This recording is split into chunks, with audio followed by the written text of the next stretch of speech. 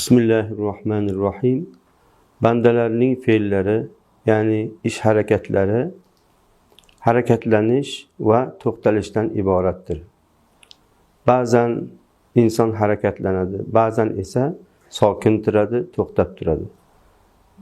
Barcha ish harakatlarini kuzatadigan bo'lsak, albatta insonni ish harakatlari ushbu ikki holatda chegaralangan ekanini guvohi bo'lamiz. Ya'ni inson ba'zida harakatlanadi va ba'zida to'xtaydi, to'xtalish bo'ladi unda. Bandalardagi ish harakatlar albatta oldingi darslarimizda aytganimizdek, ularning o'zlarining kasblaridir. Ular o'zlari amalga oshirgan narsalardir. Ammo ularni yaratuvchisi Alloh taolodir. Ya'ni bandalarning ish harakatini Alloh taolo yaratadi. Alloh subhanahu va taolo Qur'oni Karimda buni quyidagicha bayon etadi. A'udzu billahi minash shaytonir rojim. Vallohu xalaqakum va ma ta'malun.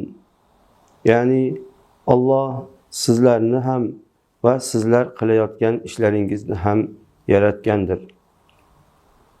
Ushbu oyat karimadan ma'lum bo'ladiki, albatta bandalarni yaratuvchisi va bandalarni ish harakatlarini yaratuvchisi ham Alloh taolo ekani.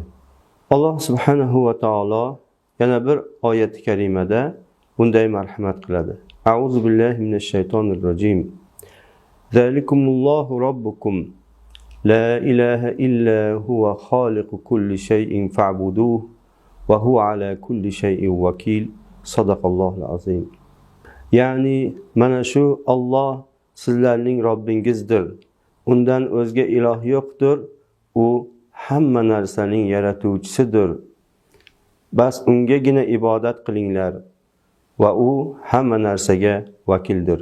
Ushbu oyat karimada Alloh taolo o'zining barcha narsani Robbisi ekanligi, butun mavjudotni Robbisi ekanligini bayon qilishi bilan birga, albatta undan o'zga iloh yo'q ekani va u hamma narsani yaratuvchisi ekani va butun bandalar, hamma mavjudot Alloh taologa ibodat qilishi, Alloh taologa toat qilishi lozim ekanini bayon qilmoqda.